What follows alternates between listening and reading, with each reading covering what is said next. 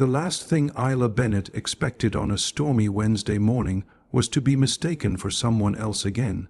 As she stood behind the front desk of the modest downtown hotel where she worked, her cracked phone buzzed violently in her apron pocket.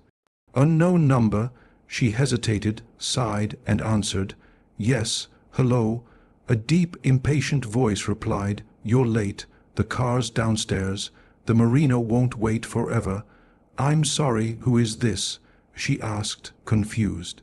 A sharp exhale. Ava, don't play dumb. I paid for exclusivity and I don't appreciate games. If you're not in that car in 10 minutes, I'll find someone else. He hung up. Isla blinked. Her shift had just ended. She was exhausted, broke, and sore from doubling as night receptionist and part-time cleaning staff. She'd meant to spend the afternoon filling out job applications, but something about that voice, it was too real. Too urgent. A car. She peeked outside the hotel lobby. A black SUV with tinted windows idled at the curb. The driver held a sign. Ava and Isla stepped outside. What harm could it do? 5 minutes of curiosity. That's all.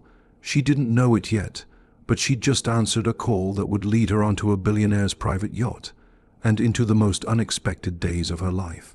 Rain slicked the pavement as Isla Bennett hesitated at the edge of the curb, her fingers tightening around the straps of her faded canvas tote. The SUV driver opened the back door and gave her a quick nod. Miss Ava. Isla swallowed hard. Yes, she said, her voice barely above the hum of rain on the sidewalk. The second she slid into the back seat, warmth and luxury enveloped her. Black leather interior, faint lavender scent, jazz humming softly through the speakers. It was a different world. The driver glanced at her through the rear-view mirror. We're headed to Pier 9. Captain's already prepping. Captain, she should have said something, should have corrected the mistake, but the weariness from her graveyard shift wrapped around her like fog. Curiosity pushed logic aside. Pier 9 came fast. Rows of yachts bobbed on restless water. White vessels like floating mansions rocked beneath gray skies. The car rolled to a stop beside the largest one, a modern glass paneled beauty with chrome trim and a name etched in sleek silver, the Seraphim. Before she could fully process what was happening, a man descended the boarding stairs. He was tall, broad-shouldered, wearing a slick black coat, and looked like he'd stepped off the cover of Forbes. Isla's heart thudded. He was beautiful in a dangerous wake. Lean, cut jawline, sharp green eyes, a faint scar that ran through his right eyebrow. There was something hard about him, cold. You're not Ava.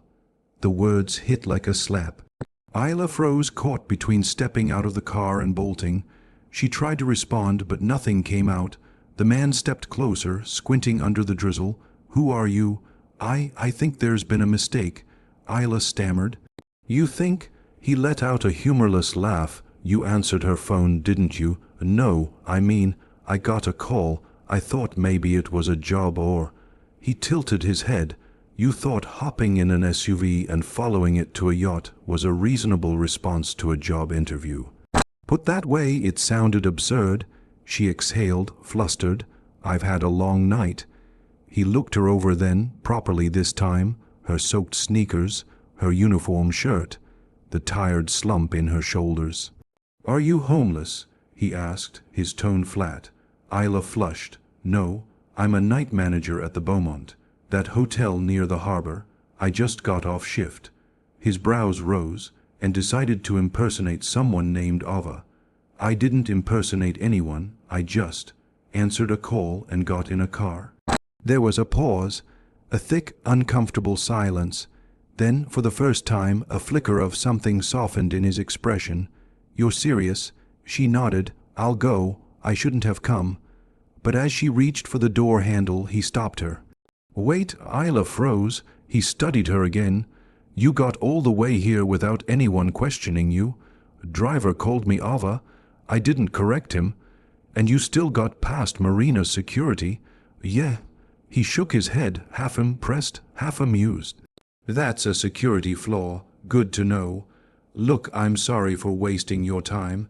She pulled open the door, but he stopped her again. What's your name? She blinked. Isla. Isla. He repeated. I'm Roman Castle. The name sparked recognition.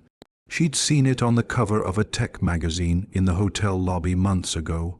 Roman Castle, CEO of Viron Systems, youngest billionaire in the Northeast, infamous for launching 3 startups before 30. "And for being ruthless, I'll have the car drop you back," he said, then hesitated. "Actually, do you have plans today?" The question caught her off guard. "Not really, just sleep." "Have you ever been on a yacht?" She narrowed her eyes. "No." "Then don't leave yet." "What?" Roman offered a smile that didn't quite reach his eyes. "You showed up completely by mistake, but you're the most honest conversation I've had in months. The yacht's already stocked, the storm's clearing, and I've got a chef preparing lunch for 2. She stared at him. "You want me to stay?" "I want someone real to talk to," he replied, "and for some reason, I think you're more real than most people I know." Her instinct screamed, "Say no, walk away." Run, but she didn't, because deep down Isla was starving for adventure. "Just lunch," she said cautiously, "for now." Roman smiled. Isla stepped out of the car and followed him up the boarding stairs. The yacht was pure fantasy, white marble counters, soft Italian furniture, a glass-walled dining area that overlooked the sea. She clutched her tote like a security blanket, staring at the luxury like a child in a museum. A steward handed her a towel and warm robe. Roman had already disappeared into the main cabin. She turned to the steward. "Are there cameras here? Like, is this some kind of billionaire version of Punk'd?" The man smiled politely. "No, miss. Mr. Castle just prefers surprises." Over the next hour, Isla dried off, changed into a guest set of clean, neutral clothes, and found herself seated at a table with a view of the Atlantic. Lunch was light: grilled fish, roasted vegetables, French bread with sea salt butter. She felt seen, heard, and oddly respected. Roman didn't ask about her body or flirt like a creep. Instead, he asked about her life. Her job, her thoughts on people, money, city noise. At one point, Isla laughed. "This is the strangest Wednesday I've ever had." "You're welcome," he replied, sipping his wine. But by late afternoon, the sky turned glassy. Blue, peaceful, and then Roman asked something that changed everything. "You've got the rest of the day free, right?" She nodded. He stood. "Then let's take her out." "Take what out?" He smiled. "The Seraphim. Let's sail." Her eyes widened. "Wait, like, we're going into the ocean, with me still here." "Yes, but I'm not a guest. I'm just your Isla," he interrupted, "and you're already on board." As the yacht pulled away from shore, Isla gripped the railing and stared out into the endless horizon, wind tugging at her damp hair. This was insane, but it was happening. She had no idea who Roman Castle really was, just that he was nothing like what the magazine said, and he was looking at her like she was nothing like he expected either. Tomorrow, the real world would call, but today she was on a billionaire's yacht, and for the first time in a long time, she felt alive. The yacht drifted like a silent god across the blue Atlantic, its engines low, the breeze soft, the sun cutting through morning clouds like golden razors. Isla stood barefoot on the teak deck of the Seraphim, staring out across the sea, trying to convince herself this wasn't a dream. "Still sure you're not hallucinating?"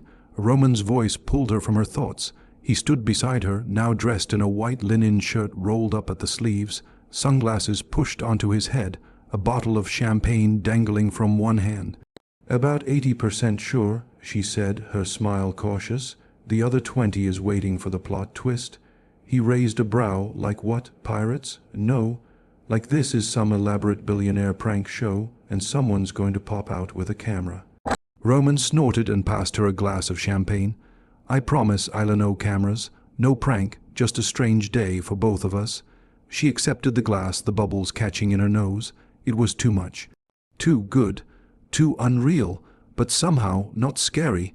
Not with Roman looking at her like she wasn't just background noise in his lavish life. They spent the next hour lounging on the upper deck, feet up, wind playing in Isla's hair, as Roman told stories that didn't seem like they belonged to someone her age. He spoke of corporate betrayals, coding breakthroughs, yachts in Mykonos, deals in Tokyo, and sleepless nights after stock market dips.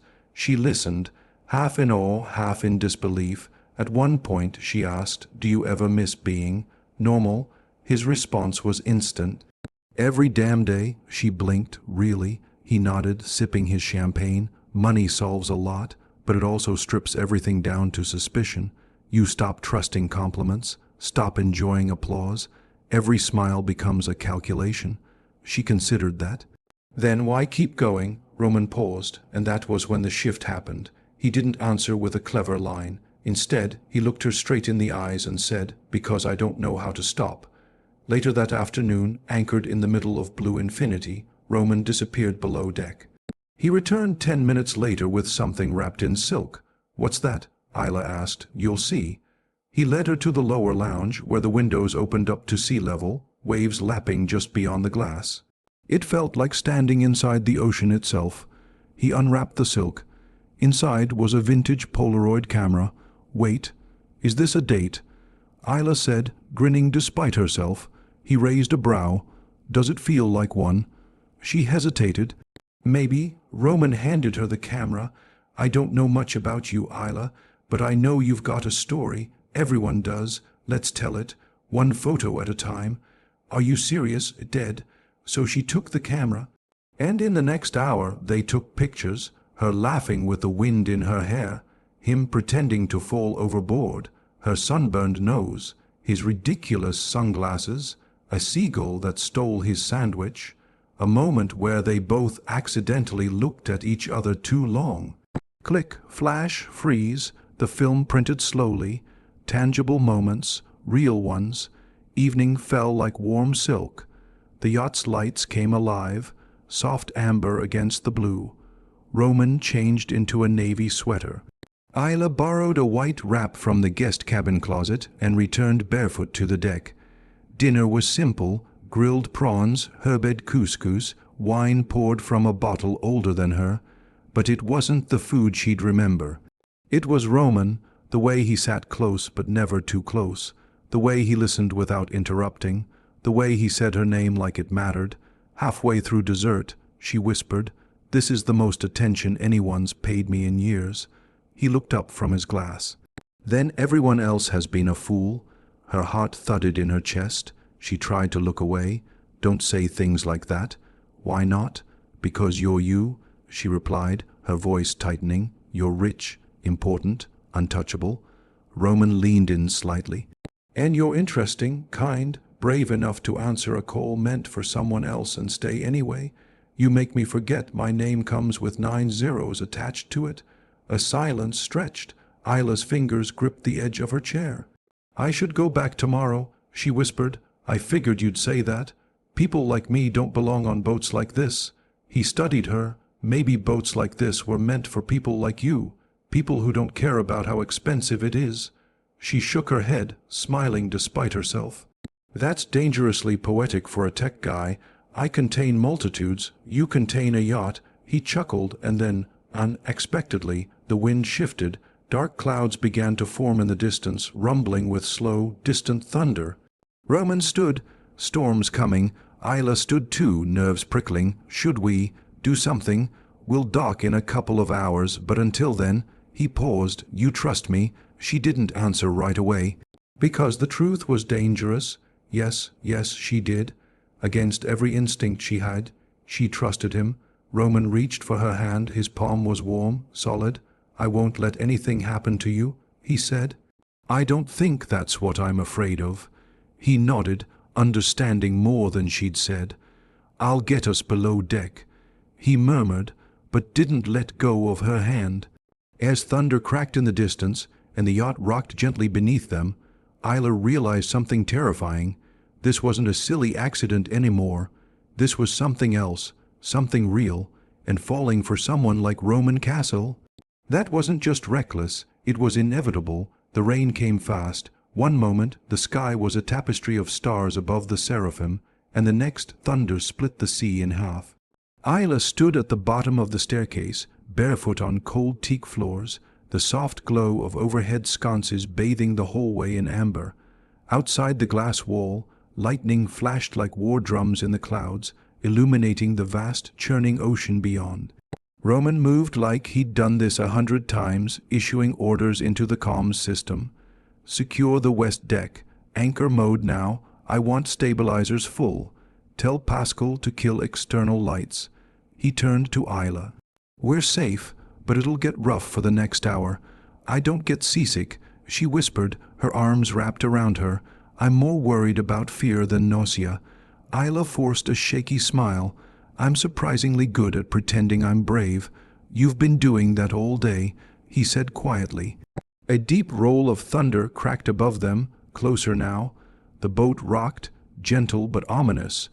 Roman led her into a side chamber. One of the guest lounges turned storm shelter, lined with velvet seating, low bookshelves, and a crackling electric fireplace that flickered like candlelight. He grabbed a wool blanket, handed it to her without a word, and for a moment the storm was outside, but tension brewed just as loudly between them inside. You okay? He asked, kneeling beside her as she sat on the floor, back against the couch, arms clutching the blanket. I think so, she said. He leaned against the opposite wall. Most people panic in weather like this.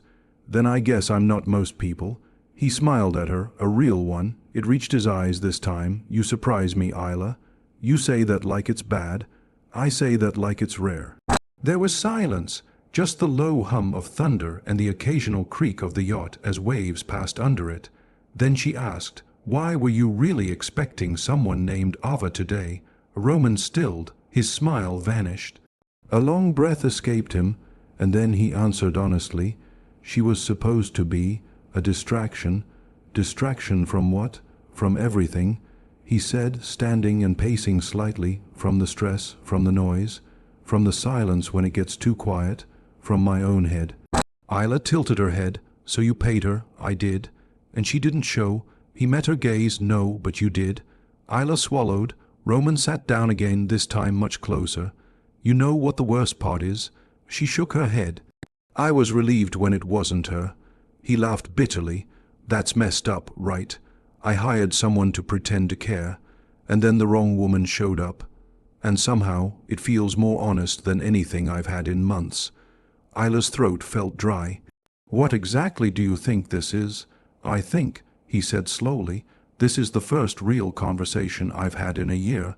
Lightning exploded outside the windows. The yacht pitched slightly. Instinctively, Isla reached out. Roman's hand met hers halfway. I shouldn't be here, she whispered, and yet, I don't belong in your world. You're already in it. She hesitated, then said softly, people like me don't end up with people like you. His voice dropped. Isla, do you think I'm a good person? That caught her off guard. What? I'm asking honestly, he said, because I haven't felt like one in a very long time. She looked at him carefully. The vulnerable man beside her wasn't the cold CEO on magazine covers. He was just a man asking if someone saw something good still flickering inside him. I think, she said finally, you're better than you think. He exhaled, his hand tightened around hers, and then he leaned in. Not a lunge, not a test, just stillness, invitation, don't. Isla whispered, even as her heart hammered like a war drum. Why not? Because I might let you. Roman smiled, then let me, and she did. The kiss was slow, gentle at first, like two people who weren't sure they deserved this. But then it deepened, turned urgent. His hand slid to her cheek. Her fingers curled in his collar, and for one long, perfect moment, there was no storm, no distance between worlds, no question of what was real. Only heat, breath, electricity of a different kind. When they broke apart, they didn't speak. They didn't need to. Later, curled up in the corner of the lounge, Roman pulled the blanket tighter around them both. The rain softened outside, the sea calmed. Isla's head rested on his shoulder. He whispered, I've never let anyone on this boat who didn't want something from me. She didn't respond, and you didn't want anything. You were just here. I'm still just here, she whispered. He looked down at her, and for the first time in a very long time, Roman Castle wasn't lonely anymore. The yacht docked at a private marina just after dawn. The storm had passed, leaving behind a sky rinsed clean. Blues, pinks, golds. Gulls screeched somewhere in the distance as early morning waves lapped lazily against the hull of the Seraphim. Inside, Isla stood by the cabin's wide glass windows, wrapped in a linen robe, watching the shore grow closer.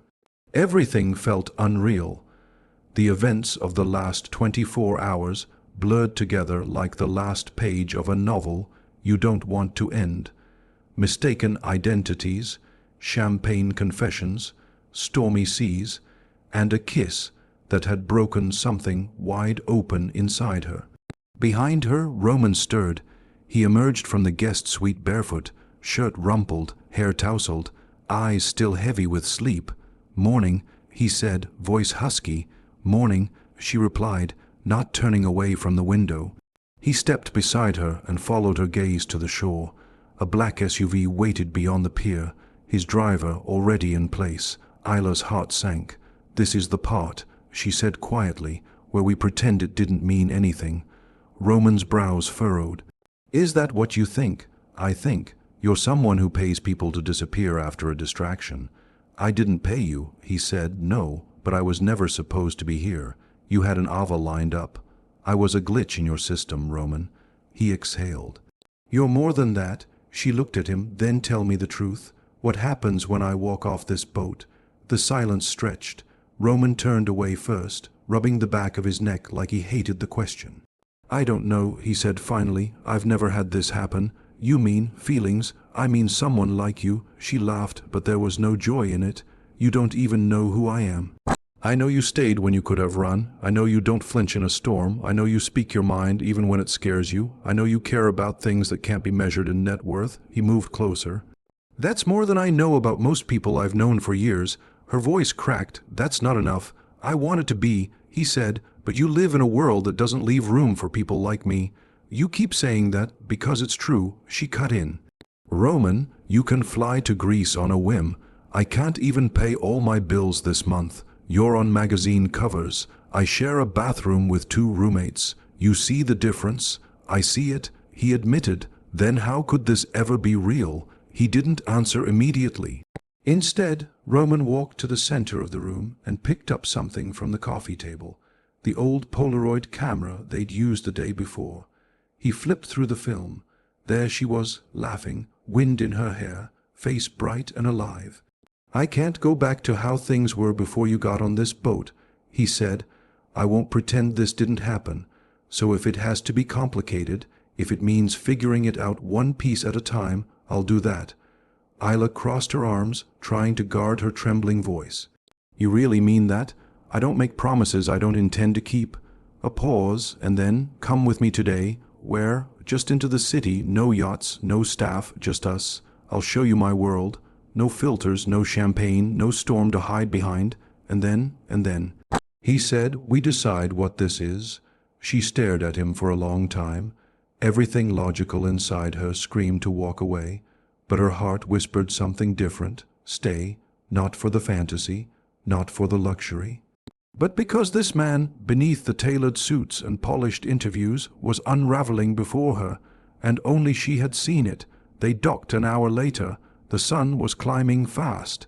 Heat shimmered on the asphalt as they stepped into the waiting SUV. Roman wore black jeans and a simple button-down. Isla had changed into borrowed clothes from the yacht. Clean white blouse, soft cotton skirt, flats. They looked nothing like a couple, and everything like one.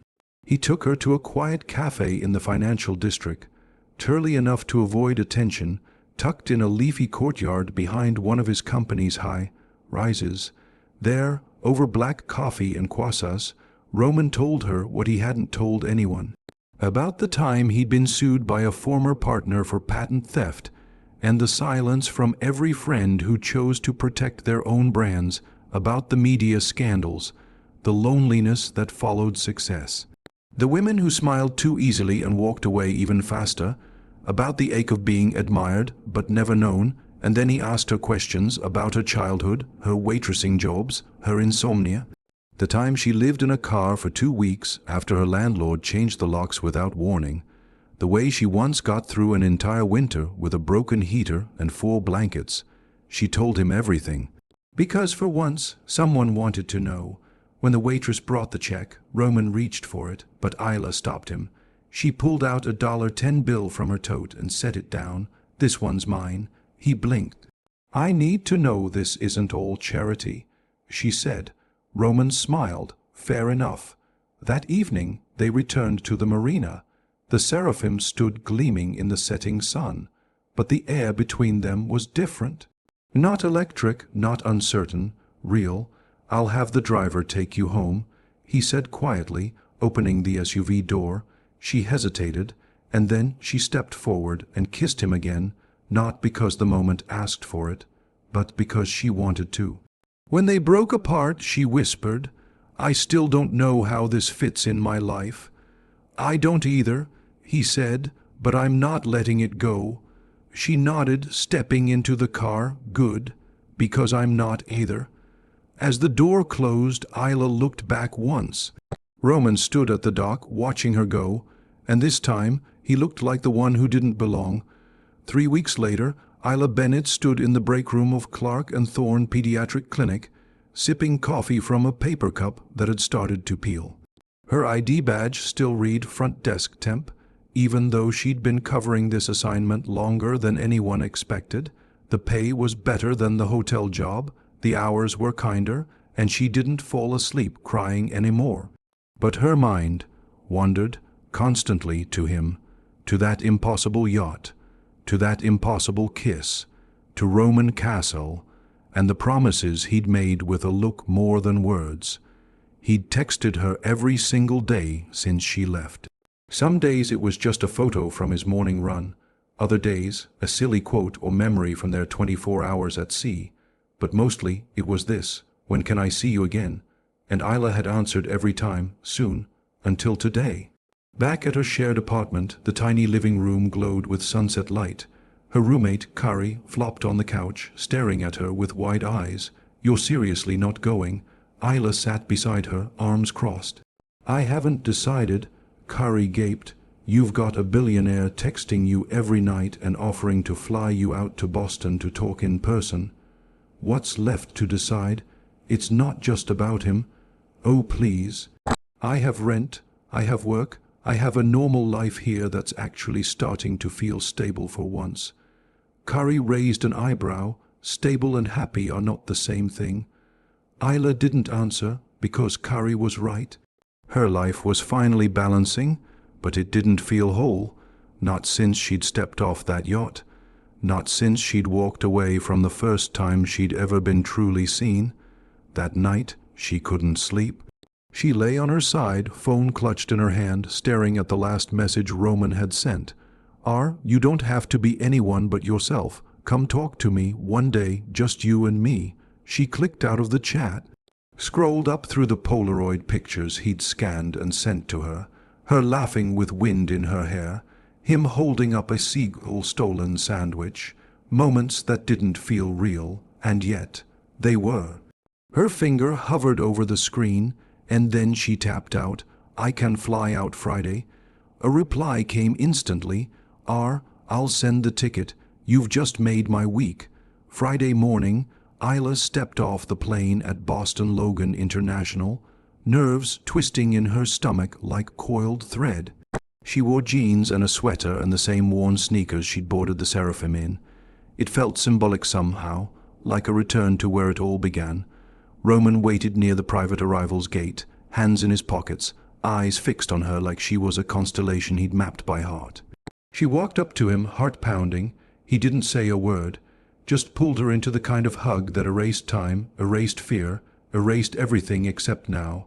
They walked along Boston's wharf in quiet conversation. No yacht this time, no champagne, just concrete beneath their feet and sea salt in the air. "I didn't think you'd come," he said finally. "I didn't think I would either." "What changed?" Isla looked up at him. "I stopped asking if I belonged, and started asking if I'd regret never finding out." Roman reached for her hand. "Will you let me show you what this could be?" he asked, "Not in a penthouse, not on a yacht, just in my life, in my days." She nodded. And together they stepped into the city. That evening they sat across from each other at a tiny Italian restaurant in the South End. Nothing flashy, no cameras, Roman smiled as he wiped sauce from his cheek. No staff to prep this one. Isla laughed. I can't believe you eat pasta like a normal person. I'm still figuring out how to live like one, he said, but you help. She stirred her wine slowly. Roman, yeah, what does this look like to you? 2 months from now? 6? He didn't flinch. You, me, 2 separate lives, slowly learning how to meet in the middle. And if we can't, then we try again and again until we do. She smiled, eyes soft. You're really not letting go, are you? Not a chance, he whispered.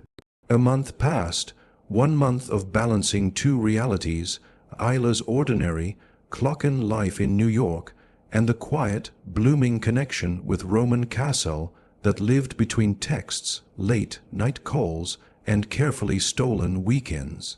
They never made grand declarations. There were no dramatic gifts, no red carpets, no private jets after the first visit.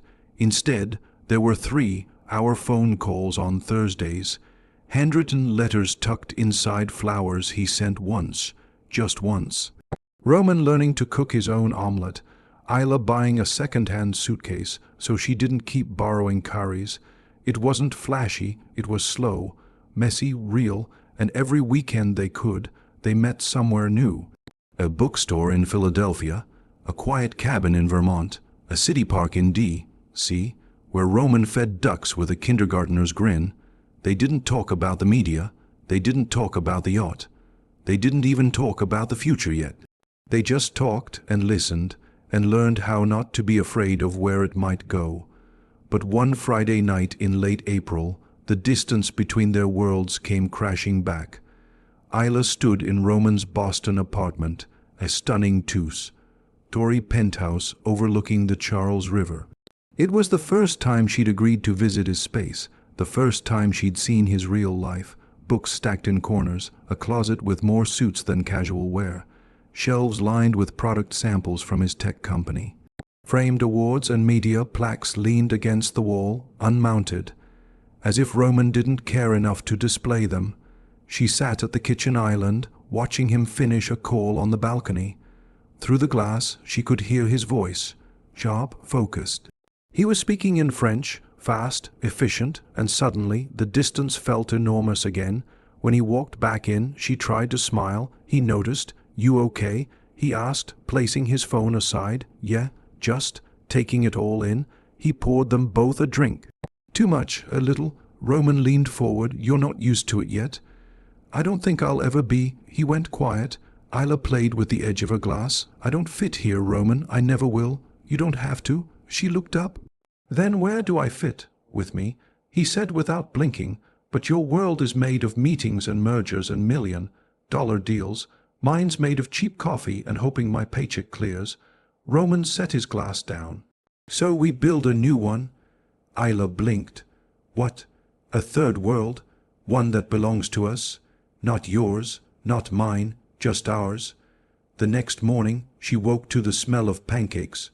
Roman, in grey sweatpants and no shirt, flipped them with surprising grace. Kari told me this was your favorite breakfast. Isla laughed genuinely. You called my roommate. She threatened me on Instagram if I hurt you. That made her laugh harder. I deserved it, he added. They sat on the floor and ate off paper plates. No silverware, no yacht, no designer chef, just 2 people in love and figuring it out. A week later, Roman flew to New York. Not with fanfare, not with security detail. He walked into Clark and Thorne in jeans and a leather jacket, holding a small bouquet of daisies. Isla froze at her desk. Roman, she whispered, eyes wide. He smiled. I had a board meeting in Brooklyn. You could have texted. I wanted to see your world for once. She led him to a quiet corner outside. He noticed every detail. The broken vending machine, the cracked tile, the coffee machine that hissed too loud, and he didn't flinch. This is you, he said softly. She waited, and I love it. That night, Roman joined Isla, Kari, and their neighbor for dinner in their tiny apartment. He brought takeout. He sat on the floor. He laughed at Kari's jokes and let their neighbor school him in cards. He didn't once check his phone, and when Isla walked him out, he turned and said, Next time, you come to my world again, and we keep switching, until the line disappears. By June, the world had noticed. A tabloid caught a blurry photo of Roman with a mystery brunette at a Vermont diner. The internet exploded, but Roman didn't run. He posted the Polaroid she'd taken of him months ago, the one where he looked ridiculous, sunburnt, and human. Caption: "The best accident I ever made." The world gossiped. They stayed silent because some things don't need defense. Some things are made of storms and stolen calls and laughter on yachts. Some things are real, even when they don't make sense. And Isla and Roman, they were one of those things. The sun had just begun to rise over the harbor, streaking the sky in soft hues of peach and coral. Isla stood on the deck of the Seraphim, barefoot again, holding a warm mug of tea, the breeze catching the hem of her sundress. She hadn't been back on the yacht since that first impossible day, and now she wasn't here by accident. She was here because she chose to be. Behind her, Roman stepped out from the cabin, his sweater sleeves rolled up, a sleepy smile tugging at his mouth. He wrapped his arms around her from behind, his chin resting gently on her shoulder. "This feels familiar," he murmured. "It does," Isla whispered, "but this time," he added, "you know exactly who you are, and exactly who I am." She turned to face him, eyes soft. "I liked the man I met that day." "I didn't," he replied quietly, "but you made me want to be better, and now I think I am." They stood in silence, listening to the waves kiss the hull below. "Do you ever wonder what would have happened if I didn't answer that call?" she asked. Roman didn't hesitate. "Every day." And he smiled. "Then I remember I have the photo. Proof the universe still knows how to surprise us." He reached into his back pocket and pulled it out, the original Polaroid. The one Isla had taken when she laughed under storm clouds, her hair a mess, eyes bright. He'd kept it with him since that first day. "You keep that with you, always." She touched his hand. "I was nothing more than a glitch in your system." "No," he said. "You were the code that rewrote it." As the sun rose higher, lighting the horizon with promise, Isla leaned into his chest and whispered, "Roman, yeah, I never told you this, but when I got that call, part of me knew it was a mistake." He looked down at her. "Then why did you go?" She smiled. "Because it was the first time in a long time someone sounded like they needed me." Roman's jaw tightened. "I did. I still do." They stayed there, wrapped in wind and warmth and something deeper than timing or logic. A love born not from perfection but from error, from a wrong call that became the rightest moment of their lives. Because love, real love, doesn't always knock. Sometimes it dials the wrong number and changes everything.